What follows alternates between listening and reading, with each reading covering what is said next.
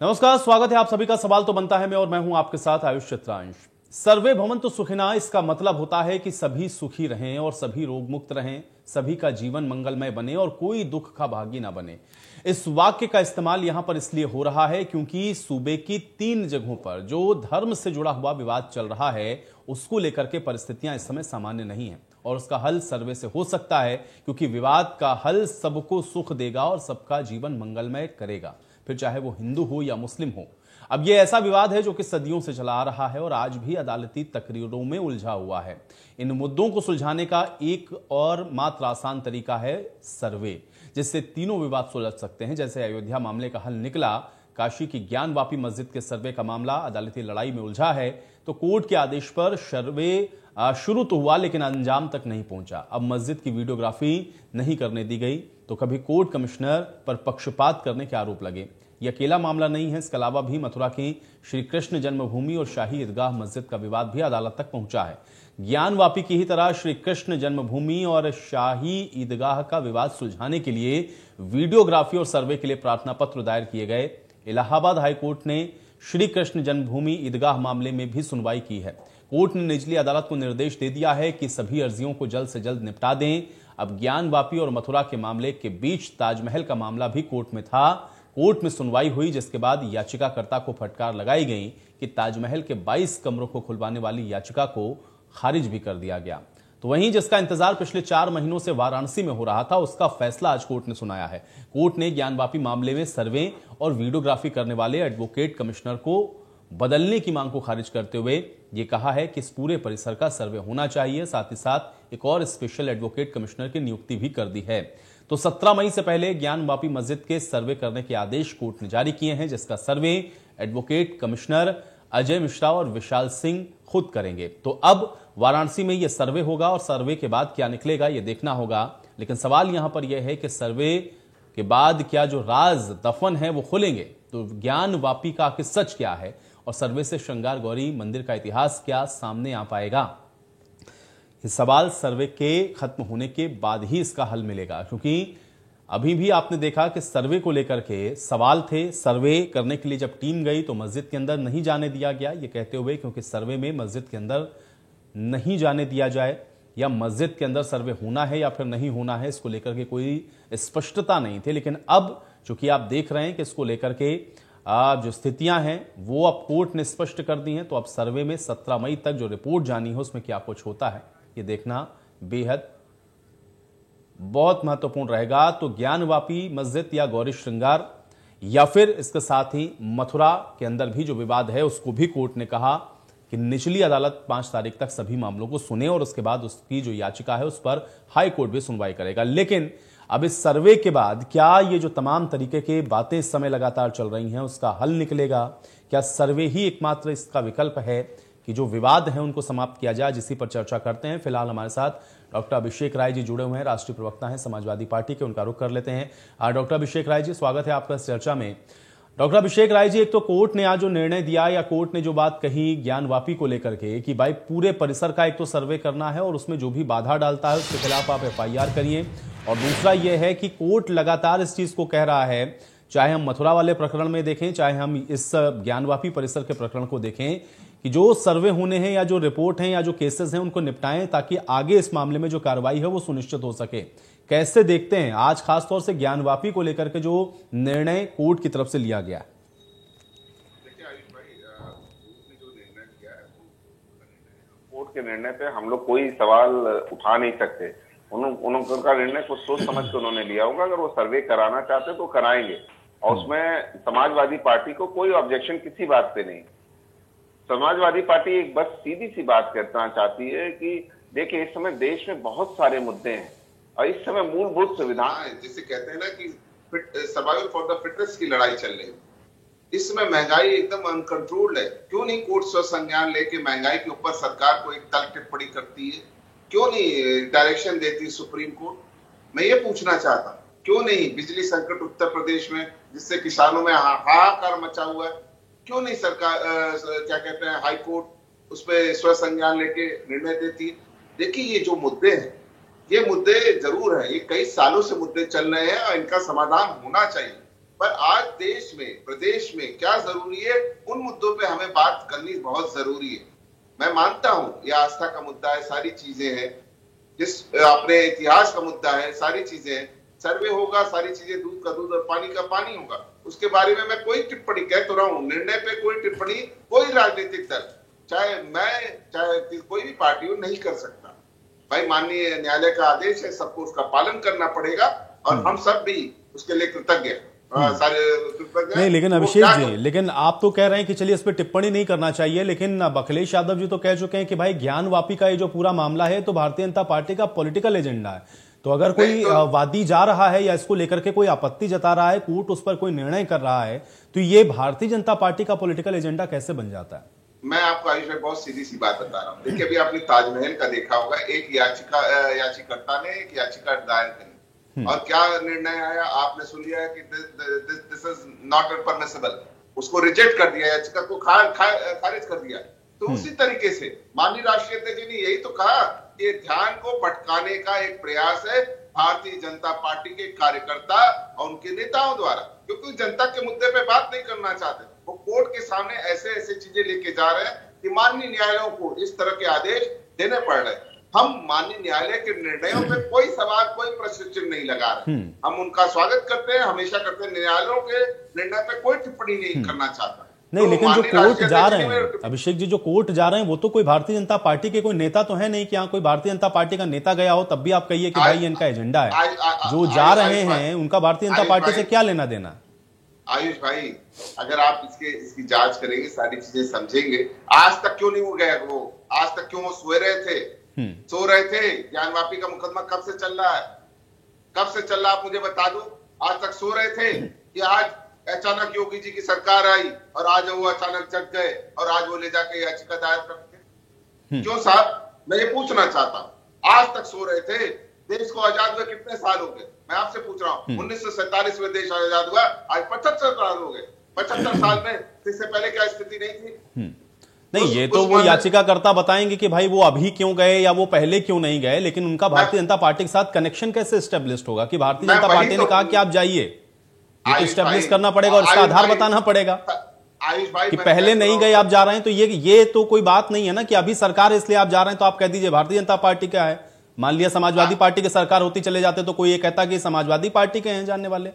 उन्होंने कहा कि आपकी सरकार है प्रदेश के अंदर, आप चले जाइए। ऐसा थोड़ी ना होता अभिषेक जी। आयुष भाई, सत्ता प्रायोजित ये कहते हैं समर्थन है, सत्ता उनको प्रायोजित कर रही है। सत्ता जो है मेन मुद्दों से भटकाना चाहती है, मेन मुद्दों पे वो बात नहीं करना चाहती। मैं पूछ रहा हूँ, ये डिबेट हम लोग कितने चैनलों पे सारी चीजें हो रही है, क्यों नहीं आप लोग महंगाई का मुद्दा उठाते? आप लोग तो बहुत जिम्मेदार पत्रकार हो, क्यों नहीं जनता के सरोकार के मुद्दे आप लोग उठाते? क्यों आज पेट्रोल और डीजल इतना महंगा बिक रहा है, क्यों नहीं इसके बारे में आप बात करते? जनता त्राहिमाम कर रही है। अभिषेक जी देखिए, वो मुद्दे हैं, उससे मेरा इनकार नहीं, और मैं हमेशा कहता हूं कि देखिए उन मुद्दों में कितनी बार चर्चाएं आप मेरे साथ भी कर चुके हैं और हम लोग पूरा दिन भी, ऐसा नहीं है कि सिर्फ इसी विषय पर चर्चा कर रहे हैं। महंगाई पर भी चर्चा है, अन्य विषयों पर भी चर्चा है, लेकिन मुद्दा यह है तो इस पर भी चर्चा होगी ना। बिल्कुल कर रहे हैं चर्चा। हमने चर्चा को कब इनकार किया? हमने बोला ना कि सर्वे हो, सर्वे करे टीम और हाईकोर्ट को रिपोर्ट सबमिट करे। हाईकोर्ट डिसाइड करेगा ना क्या था क्या नहीं था। जैसे माननीय सुप्रीम कोर्ट ने डिसाइड किया अयोध्या विवाद में, उन्होंने निर्णय दिया और सारे दलों ने, सारे राजनीतिक पार्टियों ने, सारी पार्टी जो भी वहां पे पक्षकार थे, सब लोगों ने उस निर्णय को माना। तो माननीय न्यायालय को डिसाइड करने दीजिए ना। ये आयुष भाई और डॉक्टर अभिषेक राय बैठ के चैनल पे नहीं तय कर पाएंगे, ये तो न्यायालय में विचार। ठीक है, चलिए मैं आपको रोक रहा हूं। महंत परमहंस दास जी हमारे साथ जुड़े हुए हैं, मैं उनका भी रुख कर लेता हूं। परमहंस दास जी, बहुत स्वागत है आपका। महंत परमहंस दास जी, किस तरह से आप देखते हैं आज कोर्ट ने जो निर्णय लिया, और खासतौर से सिर्फ ऐसा नहीं, ज्ञानवापी को लेकर के भी कोर्ट ने एक टिप्पणी और भी की, जिसमें कोर्ट ने यह भी कहा कि मथुरा से संबंधित जो भी निचली अदालतों में मुद्दे हैं उस पर भी जल्द से जल्द सुनवाई करें और उसके बाद उसको देखेगा हाईकोर्ट आगे कि उस पर और क्या करना है। ये कोर्ट के अभी जो आदेश आ रहे हैं उसको आप किस तरह से देखते हैं? देखिए, कोर्ट से जो भी ऑर्डर आ रहा है उसका सम्मान सबको करना चाहिए, क्योंकि कोर्ट जो है वो साक्ष्यों के आधार पर जो है वहां जजमेंट होता है। उसमें किसी भी पक्ष को बुरा मानने की जरूरत नहीं है, चाहे वो हिंदू हो या मुसलमान हो, सिख हो, ईसाई, कोई भी हो। न्यायपालिका का सम्मान सबको करना चाहिए। संविधान से ऊपर कोई भी नहीं है, सभी संविधान के दायरे में है और ज्ञान वापी को लेकर के जो कोर्ट ने आदेश दिया है वह भी जो है तो बहुत ही देश के लिए हितकर है। और इससे लोगों को प्रेरणा भी लेनी चाहिए कि पहले जिस तरह से लोगों ने वहां वीडियोग्राफी होने से जो है जिस तरह से अंदर घुसने के लिए जो है लोगों ने रोका और कई मजहब विशेष के लोग वहां खड़े हो गए गेट पर, ये बड़ी शर्मनाक बात रही है। और जिस तरह से फिर ऑर्डर आया है कि भले ताला तोड़ना पड़े लेकिन जो है वीडियोग्राफी होनी चाहिए, ये बहुत अच्छा रहा है। नहीं, लेकिन परमहंस दास जी, जब इस तरह के निर्णय आते हैं या फिर इस तरह की चर्चाएं जब होती हैं तो खास तौर से ये बात बार बार कही जाती है कि एक तो धार्मिक जो माहौल है या जो सांप्रदायिक माहौल है उसको खराब करने की कोशिश हो रही है, सौहार्द बिगाड़ने की कोशिश है। अगर कोई चीज एज इट इज चली आ रही है तो उसको अभी उखाड़ने की क्या जरूरत है या अभी उस पर विवाद की क्या आवश्यकता है, या उसको ये भी कह देते हैं बहुत सारे लोग कि भाई ये देखिए ये तो एक एजेंडा है जिसको चलाया जा रहा है इस समय इस देश के अंदर। इस पर आपकी टिप्पणी मैं चाहूंगा, इसको किस तरीके से देखेंगे आप?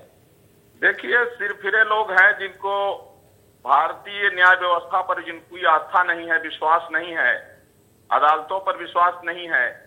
ये तो वही लोग हैं कि राम मंदिर के लिए भी ये लोग कहते थे कि जो माननीय सर्वोच्च न्यायालय का जजमेंट होगा उसको मानेंगे, और जजमेंट आने के बाद लोग कहने लग गए कि नहीं, यह दबाव में जो है जजमेंट आया है। कोई कहने लगा कि सत्ता बदलेगी तो फिर वहां बाबरी बनेगी। तो ये कहीं न कहीं सिरफिरे लोग हैं और यही लोग समाज में उन्माद फैलाने वाले लोग हैं। मेरा मानना यह है कि संविधान सबके हित में बना हुआ है और संविधान की लक्ष्मण रेखा को किसी को क्रॉस नहीं करना चाहिए। अगर कहीं से कोई बात है, लोग अपने अपने साक्ष्य प्रस्तुत करें। अगर वास्तव में कहीं जो है अगर उनको लग रहा है कि नहीं उनका है तो वो अपने साक्ष्य रखें, अपने एविडेंस दें, क्योंकि कोर्ट में एविडेंस चलता है। कोर्ट जो है साक्ष्यों के आधार पर जजमेंट देता है। वो ये नहीं कि हम कह दिए हमारा है तो हमारा हो गया, वो कह दिए उनका है तो उनका हो गया।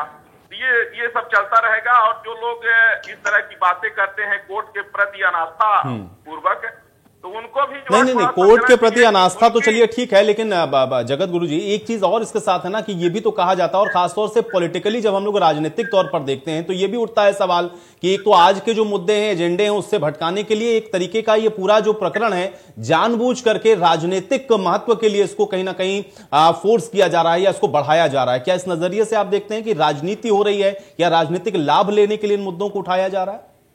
देखिए, ये लोगों को जो इस तरह की बातें करते हैं, जब कश्मीर से धारा 370 और 35 हटी उस समय भी उसका लोग विरोध कर रहे थे। तो इस तरह के जो लोग हैं ये एंटी नेशनल सोच रखने वाले लोग हैं। अदालत बनी ही इसलिए है, कोर्ट में तो इस तरह के मामले चलते रहेंगे और जिसका जहां साक्ष्य होगा उस पर जजमेंट होता रहेगा। अगर कोर्ट में कोई बात चल रही है उसको राजनीति से जोड़ करके देखा जा रहा है, तो मैं समझता हूं कि उनका कहीं न कहीं से मानसिक संतुलन बिगड़ चुका है। अगर क्या कोर्ट जो है तो बंद हो जाए, क्या इनका मानना क्या है कि क्या अदालतें भारत की बंद हो जाए तब ये मानेंगे कि अब ठीक चल रहा है? अरे अदालतें चलती रहेंगी, साक्ष्यों के आधार पर जजमेंट आते रहेंगे और राजनीति अपनी जगह पर है, राजनीति अपनी जगह पर होती रहेगी। इस तरह की बात करने वाले भी जो लोग हैं ये लोग भी कहीं न कहीं से समाज में उन्माद ही फैला रहे हैं, कहीं न कहीं से लोगों के अंदर में जो है वैमनस्य पैदा कर रहे हैं। ऐसे लोगों को भी चाहिए कम से कम देश के प्रति थोड़ा जिम्मेवारी का अपने अंदर भी वो निर्वहन करें और इस तरह का स्टेटमेंट कहीं न दें कि जिससे लोगों को ऐसा लगने लगे कि नहीं कोर्ट गलत कर रहा है, ये राजनीति से प्रेरित होकर कर रहा है। ये तो दंगा कराने वाले जो है तो लोगों का ये स्पीच है। इस तरह की जो मानसिकता रखते हैं लोग, यही लोग वास्तव में समाज में दंगा फसाद कराने वाले लोग हैं। इसलिए सबको चाहिए कि न्याय व्यवस्था जो है यह सबके लिए सर्वोपरि है। और अगर कोर्ट में कोई भी मैटर चल रहा है तो कोर्ट उसको हम राजनीतिक नजरिए से देख करके जोड़ के न देखें और ये इस तरह की बातें न करें कि कोर्ट में कह रहा है तो राजनीति से प्रेरित होकर के कह रहा है या राजनीति से प्रेरित होकर जजमेंट दे रहा है। ऐसी कोई बात नहीं है। ऐसा कहने वाले लोग जरूर एंटी नेशनल सोच रखते हैं, उनको अपनी जो है सोच सुधारने की जरूरत है। अभिषेक जी, राजनीति से प्रेरित नहीं कहना चाहिए। कहा राजनीति से प्रेरित, हमने जो बात कही बहुत स्पष्ट बात कही। हमने बोला कि देश में इस समय बहुत सारे मुद्दे हैं और सबसे ज्यादा जनता की साल से बदहाल है। जनता ने सरकार चुनी है अपने फायदे के लिए। मंदिर, मस्जिद, रोड, गुरुद्वारे सारी चीजें बनती रहेंगी, पर अब जब जनता ही अगर सर्वाइवल के लिए फाइट कर रही हो तो आपको बताना पड़ेगा ना कि साहब कहाँ से रोटी ले आए। आज मैं आपको बहुत एक छोटा सा वाक्य बता रहा हूँ। आज मैं आजमगढ़ में था, मेरे पास एक बहुत ही गरीब मरीज है, उसकी हड्डी टूटी हुई थी और उसने मुझसे कहा कि डॉक्टर साहब प्लास्टर लगा दीजिए, मेरे को बच्चों को खाना खिलाना है, मैं ऑपरेशन, हाथ टेढ़ा हो जाए मुझे कोई दिक्कत नहीं है, मैं बच्चों को कम से कम खाना खिला लूं। मैंने उससे बोला भाई भर्ती हो जाओ, ऑपरेशन में पैसा जो लगेगा वो हम दे देंगे, कोई मतलब नहीं। आज उस मरीज को भर्ती किया है और आप जब चाहोगे इंडिया न्यूज में आप देख लीजिएगा। तो ये हाल है आज जनता का कि अपने बच्चों को खाना खिलाने के लिए एक बाप जो अपने हाथ से काम करता है वो अपने हाथ टेढ़े करने की बात करता है। ये है भारतीय जनता पार्टी की सरकार। और ये ज्ञानवापी की बात करेंगे, ये उसकी बात करेंगे। आप जनता को कम से कम 2 जून खाने को तो दे दो। आप महंगाई पे बात नहीं करोगे, आप बिजली पे बात नहीं करोगे, आप किसी मुद्दे पे बात नहीं करोगे। मैं कह तो रहा हूँ इनके प्रायोजित ये एजेंडे हैं और ये एजेंडे हमेशा रहेंगे। मैं माननीय जगत गुरु जी का एकदम सम्मान करता हूँ, उन्होंने एकदम बात सही कही कि न्यायालय साक्ष्यों पे चलते हैं, जिसके पास साक्ष्य है। हमने कहा तो न्यायालय को अपने सर्वे करा लेने दीजिए, न्यायालय सर्वे कराएगा, अपनी स्टेटस रिपोर्ट देगा और न्यायालय जो भी निर्णय लेंगे सारे राजनीतिक दल और सारे पक्षकार उसको मानेंगे। तो ये जनता से जुड़े हुए मुद्दे हैं और जनता से जुड़े हुए मुद्दे को समाजवादी पार्टी प्रमुख विपक्षी दल है, हम हमेशा उठाते रहेंगे। कुछ और मेहमान भी मेरे साथ जुड़ गए, उनका भी परिचय करा देते हैं। बीडी नकवी जी हमारे साथ जुड़े हुए हैं, बहुत स्वागत है बीडी नकवी जी आपका। इसके अलावा हमारे साथ गीतांबा माँ भी जुड़ी हुई है, हिंदू धर्म गुरु हैं गीतांबा माँ जी, आपका भी स्वागत है। और डॉक्टर कुलपति तिवारी जी हमारे साथ जुड़े हुए हैं, महंत हैं काशी विश्वनाथ मंदिर के डॉक्टर कुलपति तिवारी जी, आपका भी स्वागत है।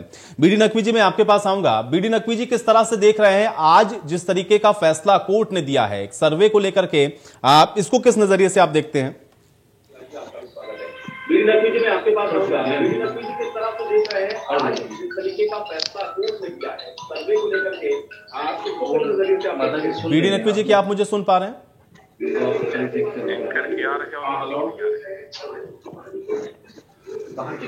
चलिए बीडी नकवी जी तक शायद मेरी आवाज नहीं पहुंच रही है। गीतांबा माँ अगर आपको मेरी आवाज मिल रही हो तो आपसे भी मेरा ये सवाल है, कोर्ट का आज का ये जो निर्णय है उसको आप किस नजर से देखती हैं?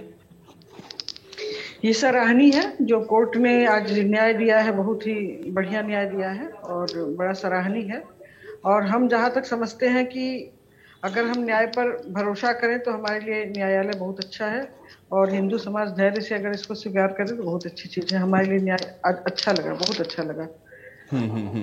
लेकिन इसको लेकर के जिस तरह की बातें हैं, खासतौर से ये जो कहा जाता है कि इसका जानबूझकर राजनीतिकरण किया जा रहा है या एक तरीके का एजेंडा है, या इस समय जो शांति चल रही है अगर मान लिया कोई किसी तरह की कोई स्थिति ऐसी नहीं है कि अप्रिय हो, तो फिर जानबूझ करके इस तरीके के प्रकरण को उठाने के पीछे क्या कारण है? क्या एजेंडे के तौर पर या पॉलिटिकल एजेंडे के तौर पर आप इसको देखते हैं? नहीं, ऐसा कुछ नहीं है। ये तो बहुत दिन से मुकदमा चल रहा था। और रह गई बात ये कि जो नेता लोग हैं वो अपने अपने पक्ष में लाने के लिए अपना हो हल्ला कर रहे हैं। यहाँ हो हल्ला करने की जरूरत नहीं है। और ये हमारा मंदिर है और हमारे मंदिर प्रांगण में मस्जिद आया है तो इसको हटाना जरूरी है, क्योंकि हमारे हिंदू धर्म में पूजा पाठ और तीर्थ यात्रा यह अनिवार्य होता है। और हमारे यहाँ 7 पुरियां, अयोध्या, मथुरा, माया, काशी, कांची, अवंतिका, पुरी, दारती, चाहे सत्यता, मोक्षदायिका, तो ये हमारी पुरी है और काशी नगरी है। यहाँ हमारे धर्म में एकदम से ये आकर के बीच में जैसे चिढ़ाने वाला काम कर रहा है मस्जिद। तो वो हमारा मंदिर था ही और उस समय हम लोग, हमारा समाज भी बहुत दबा हुआ था, अंग्रेजों ने दबाया, मुसलमानों ने दबाया, वहाँ क्या क्या किया। हम लोग अपने घर में अपनी इज्जतों को बचा करके हमारे दादा पुरखा बैठे रह गए, कोई सामने नहीं आया। और अब जब हम सामने आ रहे हैं और हमको हमारा हिस्सा चाहिए, हम अपने न्याय के लिए खड़े हैं और हिस्सा देने का हक बनता है, वो हमारा न्याय करे, हमारे साथ वो मस्जिद हटा दे वहाँ से, हमें मंदिर दे। विवाद की कोई बात ही नहीं है, विवाद होना भी नहीं चाहिए, क्योंकि हम किसी अन्य मस्जिद में तो जाते नहीं हैं। हमारे लिए 3 मस्जिद जो आपने हमारे एकदम आकर के धर्म पर आप अड़ गए हैं, हमारी अयोध्या में आप आकर के अड़ गए, वो तो हमें मिल गया, और काशी मथुरा हमें दे दे, कोई भी बात नहीं है। रही बात राजनीति की, रोटी सेकने वाले राजनीति की जाने की क्यों सेक रहे हैं, कैसा कर रहे हैं, अब वो उन लोगों का काम है। हाँ, हिंदू पक्ष के लिए इस समय जो हो रहा है, जो हमारे न्यायालय में हमारे जो वकील गए, जो जैन साहब गए, जो 5 महिलाएं गई, ये हमारे लिए सराहनीय है, इनको हम नमन करते हैं और ये हमारे लिए बहुत ऊंचा काम है और हम इसके लिए बहुत आगे से उनकी अगवानी करेंगे, बराबर करते ही रहेंगे। हमें सिर्फ 2 जगह चाहिए, अयोध्या, मथुरा और काशी। बाकी हमसे क्या मतलब है, मस्जिद तो भारत में बहुत है, बहुत से मस्जिद है, हम तो कहीं भी बात नहीं करने जाते हैं और न करेंगे। हमें किसी के मस्जिद से क्या लेना देना है, हमें सिर्फ मंदिर से मतलब है, वो भी मंदिर हमारे प्रांगण में मस्जिद बना करके जो मुंह चिढ़ा रहे हैं उसके लिए हम मांग रहे हैं न्याय, और तो कोई मतलब नहीं है। इसके लिए न्यायालय हमें अयोध्या में न्याय दिया, काशी में भी देगा, मथुरा में भी देगा, क्योंकि यहाँ प्रमाण है, पूरी तरह से प्रमाण है। अगर एक अंधा भी जाकर के दीवालों को टटोलेगा तो वहां भी दीवालों में मूर्तियां लगी हुई नजर आएंगी। एक मतलब अगर आंख बंद करके भी आदमी टटोलेगा तो मूर्तियां नजर आएगी। तो हमें भरोसा है जब हमारा न्यायालय जो है सबूतों पर चलता है, और सबूत मेरा पर्याप्त है, हमें न्याय चाहिए। और हमारा काशी विश्वनाथ मंदिर मेरा है, और उसके मुख्य प्रमाणित अगर देखा जाए तो नंदी बैठे हुए हैं। ठीक है, मौलाना शहाबुद्दीन जी भी हमारे साथ जुड़े हुए हैं, मुस्लिम स्कॉलर हैं। मौलाना शहाबुद्दीन जी, आपका भी इस चर्चा में स्वागत है। मौलाना शहाबुद्दीन जी, कैसे देखते हैं आज जो ये निर्णय कोर्ट की तरफ से दिया गया है? देखिए, जो निर्णय है उस पर मुझे कुछ नहीं कहना है। माहौल में निर्णय आया है, जिस तरह से निर्णय आया है, वो कहीं ना कहीं लगता है कि शायद अदालतें इंसाफ करने के मूड में नहीं है, या कहीं ना कहीं इंसाफ नहीं किया जा रहा है। और जिस देश में अदालतें या ऑटोनोमस बॉडियां इंसाफ करना बंद कर देती हैं, वो वीरान हो जाया करते हैं। जैसे श्रीलंका का मामला देख लीजिए, श्रीलंका के मामले में भी बिल्कुल ऐसे ही हरकतें हुई थी, और आज वो मुल्क कहाँ पे कहाँ चला गया। आज लोग सड़कों पे हैं। वहां भी यही हुआ था कि बौद्ध धर्म जो है वो बहुसंख्यक था, उसने सारे अल्पसंख्यकों की जो भी इमारतें थी, जो धार्मिक स्थल थे, सब ने सर्वे करना शुरू किया और कहा कि तब ये हमारे स्थल है, कब्जा करके बनाए गए। और लोगों का ध्यान जो है महंगाई से हटा दिया, बेरोजगारी से हटा दिया, जीडीपी से हटा दिया, बीमारी से हटा दिया, और आज वो मुल्क कहाँ से कहाँ पहुंच गया। आज अरे भाई, महंगाई बेरोजगारी अपनी जगह है, धर्म अपनी जगह है। हम धर्म के लिए लड़ रहे हैं, महंगाई बेरोजगारी के लिए हम लोग कह दिए कि हमारा धर्म स्थल है, ये तो कोई बात नहीं हुई। यहाँ तो धर्म की बात है, यहाँ महंगाई बेरोजगारी की बात नहीं है। धर्म की बात पर चलिए, आप बेकार का अपना बदल रहे हैं। मैंने बनवाया था, अकबर ने किला बनवाया था, लाल किला बनवाया था। हम लोग 70 साल से पढ़ते चले आ रहे हैं, 100 साल से पढ़ते चले आ रहे हैं। आज कौन सा इतिहास आपको मिल गया, कौन सी किताबें मिल गई आपको? आज क्या आपको ऐसी चीजें मिल गई कि सब कुछ आपको आज याद आ रहा है कि ताजमहल भी हिंदुओं का था, कुतुब मीनार भी हिंदुओं का था, काशी भी हिंदुओं की थी, मथुरा भी हिंदुओं की थी, सब कुछ आप ही का था। अरे इतनी मंदिर मस्जिद पड़े, कहीं जाके पूजा पाठ करिए। ये माहौल क्रिएट करने से क्या फायदा है कि दो भागों में देश को बांटिए, मुसलमानों को हिंदुओं को लड़ाइए आपस में। डॉक्टर कुलपति तिवारी जी, इतने मंदिर मस्जिद हैं तो फिर ज्ञान वापी को लेकर के ही विवाद क्यों है? ठीक है, एक सेकंड डॉक्टर कुलपति तिवारी जी, और इतने मंदिर मस्जिद हैं, कहीं नमाज पढ़िए, कहीं पूजा कर लीजिए, लेकिन ज्ञान वापी को लेकर के विवाद क्यों खड़ा कर रहे हैं? अदालत के निर्णय के आ जाने के बाद ये लोग बौखला गए हैं, क्योंकि सत्य की जीत हुई, सत्य पिछले 7-8 साल सुनिए, आप मेरे मंदिर, आप इस मंदिर को कैसे आ गए? आप रामनवमी का जूट निकाल, अरे साहब अपने इतिहास को देखिए, अपने इतिहास को देखिए। आप गोरी, गजनी, औरंगजेब सब तो मंदिरों को तोड़ते थे, उस समय आप नहीं बोलते थे। आज आप बोल रहे हैं, सामने क्यों नहीं बोले थे? चूड़ी पहन के बैठे थे क्या सब लोग? जब आदि विश्वेश्वर महादेव मेरा है वहां पर बोले थे, और वहां का मस्जिद आपका है नहीं। आदि विश्वेश्वर मंदिर है, उसको आप जबरदस्ती मस्जिद कहेंगे? आप जबरदस्ती बहन जी बताइए, 70 साल से क्यों चुप बैठे थे? अंग्रेजों का 100 साल शासन था, क्यों चुप बैठे रहे? चुप नहीं बैठे थे, वक्त जाकर देख रहे थे। वक्त आज आपकी सरकार है, आज यही आ गई बात। सरकार नहीं है, आज हिंदुत्व का बोलबाला हो रहा है, जो आपको पच नहीं रहा है। आपको पच नहीं रहा है, बचाइए। अब बहुत दिन तक सरकार हो गया आप लोगों का, जो आप लोगों की पूजा नेताओं ने किया ना, बहुत अच्छी वाली है, उसको बंद करिए आप। सरकार जो कह रहे थे कि चूड़ी पहनने वाली बात मंदिर में बंद हो जाइए, अकेले बहुत नहीं है। अरे बताते ना क्यों नहीं निकल के आए? अब सारा धर्म जागा है। हाँ बिल्कुल जागेगा, अब जागने का समय आ गया है, क्योंकि अभी तक सारे नेता आप लोगों की पूजा कर रहे थे, सारी पार्टियां आपकी पूजा कर रही थी, हिंदू वोट देके चूतिया बन के बैठते थे, अब वो खत्म हो गया, एकदम खत्म हो गया। महंगाई और भूखों मर रहे हैं, उसके लिए सड़क पर आइए, रैली निकालना। अरे भाई साहब, आप भी तो धर्म के लिए लड़ रहे हैं, जहां आपका अधिकार नहीं वहां पर आपको जाने की क्या जरूरत है? आप जब कमीशन आया था तो जो आप लोग घुस गए मंदिर में मेरे, और वहां से आप लोग नमाजी बन के इतने लोग कहां से निकले, क्यों निकले आप लोग? तो इसलिए कि कमीशन का जो है जांच न होने पावे। आपका मंशा यही है कि अदालत के निर्णय को कंप्लायंस न हो। अरे कमीशन भी बायस्ड है, कमीशन बायस्ड है। आपके फेवर में सारे ऑर्डर हो रहे हैं। बाबरी मस्जिद में क्या हुआ? बाबरी मस्जिद में यही तो हुआ, आस्था के आधार पर फैसला हुआ, कराया आपने आस्था के आधार पे। सारे आप ही लोग का कहना परिवार नहीं था, अब यहाँ भी मैं कह रहा हूं आपका मौजूद नहीं है। आप वही पैटर्न लेके आए, सारी एविडेंसेस को बाबरी मस्जिद के मुकदमे में किनारे कर दिया गया, फिजिकल एविडेंसेस, सारी एविडेंसेस जो। तो फिर मौलाना शहाबुद्दीन जी आपको कोर्ट के ऊपर भरोसा नहीं है ना? शहाबुद्दीन जी कोर्ट पर भरोसा नहीं है, फिर कोर्ट पर भरोसा नहीं है, भरोसा है कि नहीं है? हमें पूरा भरोसा है। तो फिर क्यों कह रहे हैं कि आपके दबाव में? कोर्ट किसके दबाव में काम कर रहा है? आप तो कोर्ट के ऊपर ही सवाल खड़ा कर रहे हैं। आप तो कोर्ट पे सवाल भी खड़ा कर रहे हैं, फिर साथ में भी कह रहे हैं भरोसा भी है। दोनों चीजें एक साथ नहीं होंगी ना शहाबुद्दीन जी, दोनों चीजें एक साथ नहीं होंगी ना। या तो कोर्ट ने जो निर्णय लिया उसको आप कहिए कि नहीं वो फैसला सही है, या तो ये मत कहिए कि दबाव में लिया, फिर ये कहिए कि नहीं हमको कोर्ट पर भरोसा नहीं। मुझे कोर्ट पे पूरा भरोसा है। तो फिर ये क्यों कह रहे हैं दबाव में लिया गया फैसला? कोर्ट तो साक्ष्य देख रहा है ना, कोर्ट किसी के दबाव में काम नहीं कर रहा है, कोर्ट साक्ष्य देख रहा है। और कोर्ट साक्ष्य देख रहा है और उसने वीडियोग्राफी के लिए कहा है, अगर साक्ष्य नहीं मिलेंगे तो फैसला आपके हक में हो जाएगा। कम से कम कोर्ट पर भरोसा तो रखिए। न्यायपालिका स्वच्छ है, न्यायपालिका अंगुली मत उठाइए। न्यायपालिका से हम लोग को, आपको दोनों को न्याय मिलेगा, इतना विश्वास देखा है। अयोध्या का फैसला पूरी दुनिया ने देखा है, न्यायपालिका का आदेश। तो फिर दो तरह की बातें शहाबुद्दीन जी खुलकर कहिए ना। न्यायपालिका पे भरोसा नहीं है आपको, आप तो कह रहे हैं कोर्ट पर भरोसा भी है, फिर कह रहे हैं कि नहीं कोर्ट दबाव में भी है। हिंदुस्तान का नागरिक को पूरा भरोसा करता हूं, करूंगा, सम्मान करूंगा फैसले का। तो फिर इस बट क्यों कर रहे हैं? तो इस बट क्यों कर रहे हैं मौलाना शहाबुद्दीन जी? आपके अपने ही बयान कॉन्ट्राडिक्टरी हैं, आपके अपने ही बयान विरोधाभासी हैं मौलाना शहाबुद्दीन जी। एक तरफ कह रहे हैं भरोसा भी है, दूसरी तरफ कह भी रहे हैं कि नहीं दबाव में काम हो रहा है।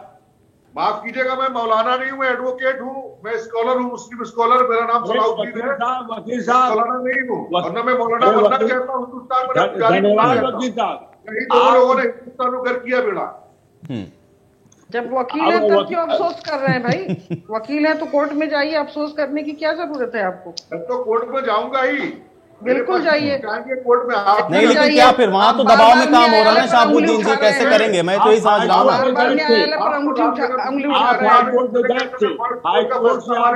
डायरेक्शन नहीं मिला, फिर आप यहाँ आए, अब यहाँ नहीं मानेंगे। हम तो लोग कहा करते हैं, हम तो मानते हैं फैसला, तो मानते क्या बात?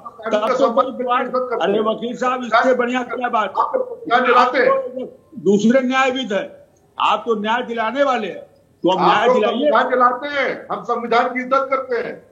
तो हम भी संविधान की इज्जत करते, साथ की इज्जत करते, हम सर्वधर्म संभाव में विश्वास करते हैं। चलिए ठीक है, एक सेकंड, ठीक है शहाबुद्दीन जी, एक सेकंड पहले डॉक्टर कुलपति तिवारी जी, सबसे पहले तो मैं आपसे ये जानना चाह रहा हूं कि एग्जैक्टली वहां पर देखिए क्योंकि आप महंत हैं काशी विश्वनाथ के, आपको बहुत तरीके से पता है, उसका पूरा जियोग्राफी आप समझ रहे हैं।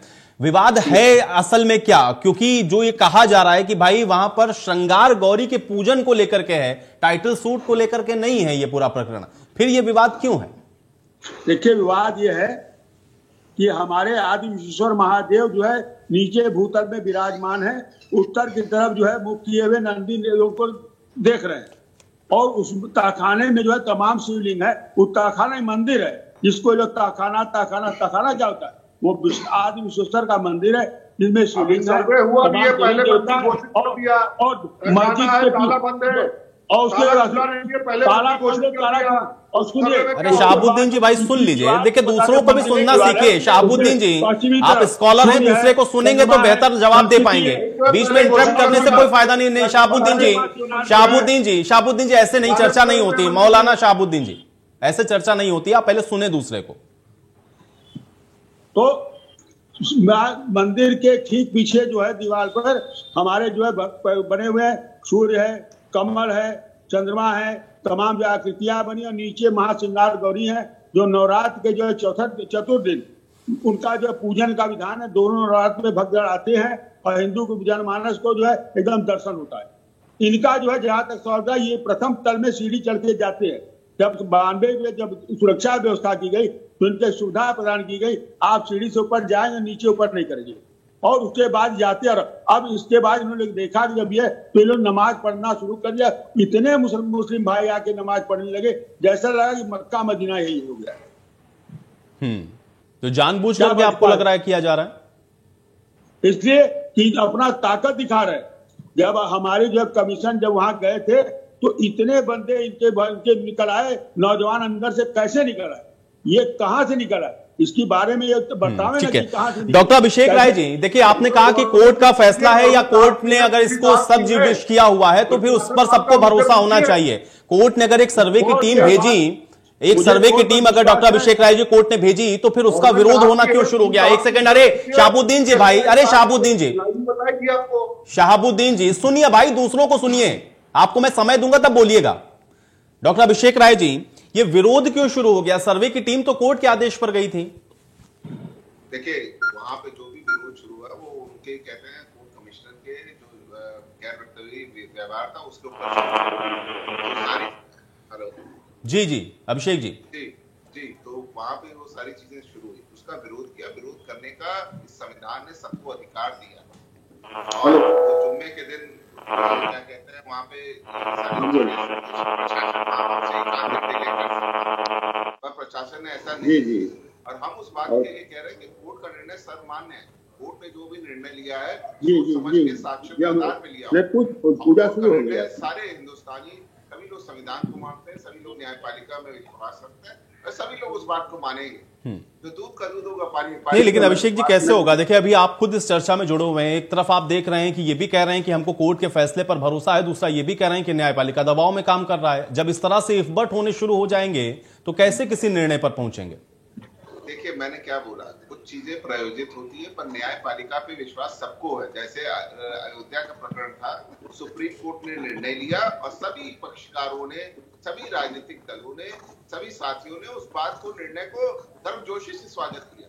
और देश में कहते हैं गंगा जमुनी तो जो वो है सभ्यता, उसको कायम किया। सब लोग तो एक दूसरे के निर्णय को मानते हैं। हिंदुस्तान है, यहाँ हर सभ्यता, हर लोगों के एक मिलाप है।